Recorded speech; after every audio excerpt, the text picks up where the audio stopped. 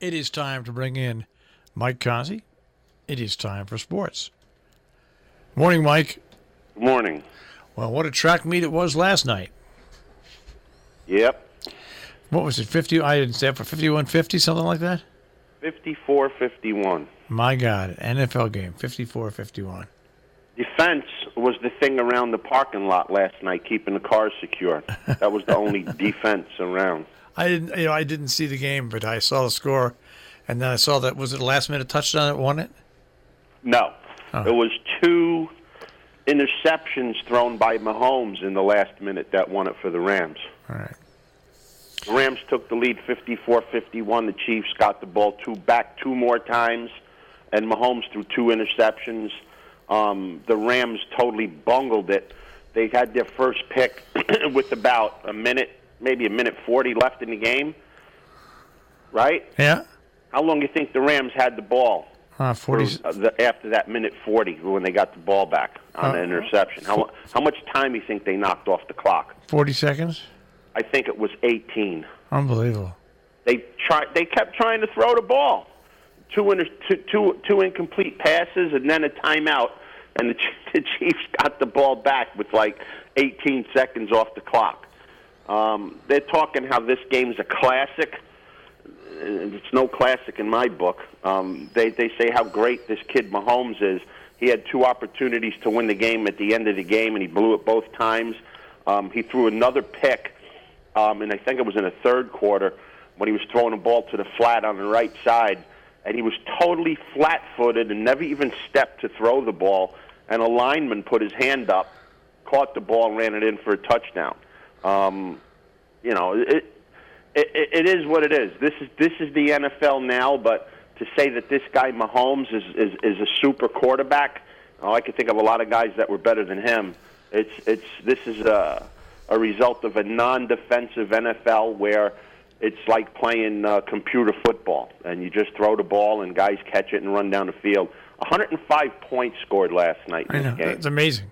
You tell me how that's a good game. Well, here's an entertaining game. That's all it is. It was an entertaining game, but here's the thing that I saw. I saw what you saw when I looked on Google. Everybody's calling it an instant classic. It's an instant classic if you want to be entertained, if you want to see nothing but action. But you're going to tell me 2 teams that are tied with the best record in football, the best record. They're the best teams. They're 9-1 each going in, right? You're going to tell me that 100 and some odd points are going to be scored? You know what people back in the days of the Pittsburgh Steelers and the Giants defense and the Chicago Bears defense would say? That's just crazy. I was at 1990. I was at a Monday night game in Candlestick when the 49ers played the Giants. The final score was 7-3. That was a classic game. Yeah. That's a classic game where on any play there could be a score which is going to win the game for you. Not this where, okay, so we're going to get the ball and we're going to score in 2 minutes. Let's see what happens. I mean, to me, it was a joke. And they're talking about the Rams and the Chiefs.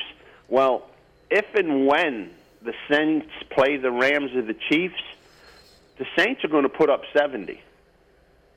And it's just not enough time in the game for another team to score 70 points. So these teams have a lot to do to beat the Saints because the Saints score every time you have the ball. These teams didn't. 54-51.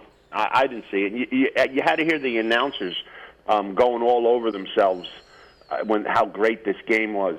But I was just thinking, well, this guy Mahomes, he had 2 chances to finish out the game, and he couldn't do it.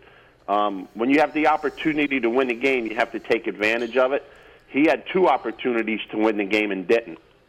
At least you can say that when the Rams quarterback needed to score at the end of the game with just under 2 minutes to play, they did. But when you look at an NFL game and there's almost 4 times you change possessions inside 2 minutes, man, that's not football anymore. Well, McVay is nothing like his father as coach, that's for sure. No, it's like his father, I don't know how of course, to explain it. Watching football now is kind of like watching the ABA meets arena football. But his father, of course, was John McVay, a nice John guy. McVay, yeah. Nice guy, real nice guy. Became coach of the Giants when they fired Bill Arnsparger. And he just was not a great coach. Nice guy, not a great coach. But his son obviously looks like he has fun, and coach is totally different than his dad. Yeah, I mean, this is what the NFL's become. This is what it is. If you like this, then you got it. If you don't like it, you don't watch it. To me, this isn't football. There was another play on the last score the Chiefs got. They were inside around the 20-yard line of the Rams, and it was a pass to the right side of the field. And the runner, who's now a runner, receiver, has the ball, and he's going toward the sidelines. And one Ram player's going up to get him, and another player's coming in to hit him low. The receiver puts his helmet down, initiates the contact against the Rams, and the Rams get flagged for using the helmet. And that moved them inside the 10, and the next play the Chiefs scored. That's how they scored their final touchdown. But again, these guys are bungling calls in a game like this where you should just be standing on the side holding on to your whistle. You're making these calls which could determine the outcome of the game, and it didn't. But it's just another bad call in the NFL. All right, so that's done, and you won and I lost. Yeah, that's true.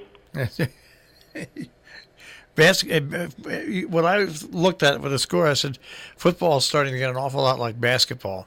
Yeah, like I said, 4 times within 2 minutes you change possessions in the NFL. Unheard of. All right. Where else? Unheard of. So, where else do we want to go in sports? You're serious, right?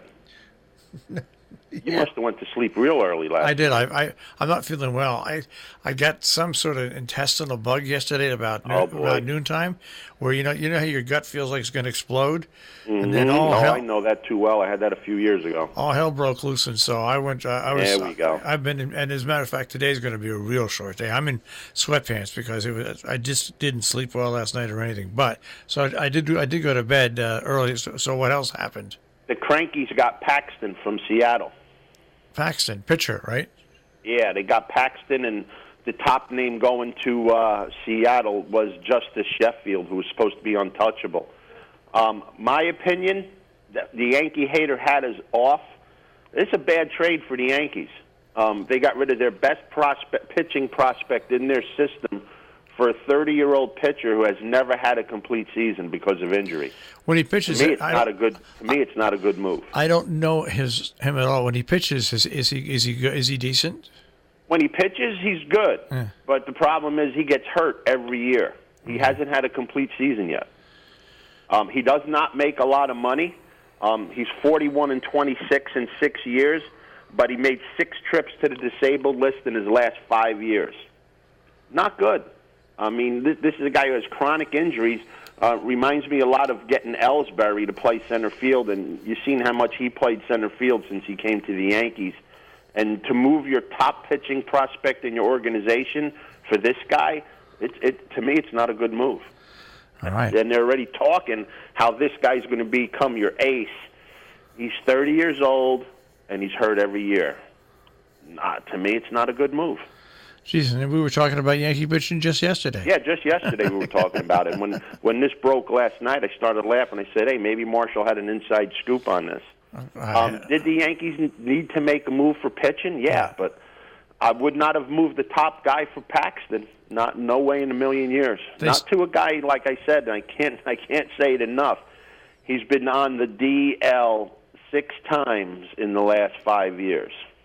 All right, well, we'll have to see. If he was a racehorse, would you buy him? No.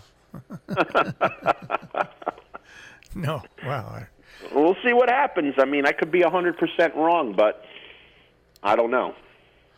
Oh, well, we'll see what happens is right. They still need pitching. They still need something else. Now they're lefty heavy. They got 3 lefties. They need a standout pitcher. Standout. Yeah, I don't think Paxton's the way to go. No, Happ is steady, but he's not a standout pitcher. Do you know what I mean? They need that one pitcher that you can just always count on in that rotation. That one pitcher, and they don't have that. Well, they talk about teams don't trade inside their division. The Yankees should have went and got Snell last year. I mean, all he did was win the Cy Young in the American League. To get him now, he's going to be pretty untouchable from Tampa unless you fill up the bus with players to get him, and the Yankees aren't going to do that to Tampa. So they should have tried to go elsewhere. I don't think Paxton's a good move for them. All right. Anything else, or are we done? I think we're done. Okay. How many games we got Thursday? Are we working Thursday? I'm working, but you don't have to. You can take Thanksgiving off. No, what the heck? I got nothing to do. Get up? Okay, all right. Yeah. Yes, we're going to be here on Thursday because Jill and I have no life, so we'll be here on Thursday. Because we got 3 games on Thursday. That's right. So we have to pick those. All right. And, this is a good time of year because football's coming down to the end. College football's got some big games coming up to get into the fake playoffs. And you got hockey now hitting Thanksgiving, so they've kind of settled, and that's running into it now, too. So sports is getting a little bit more interesting again. All right. Well, we'll check with you tomorrow. Have a great day, guys. Take care, Mike. Mike Cozzi with a check on sports this morning here on Robin Hood Radio.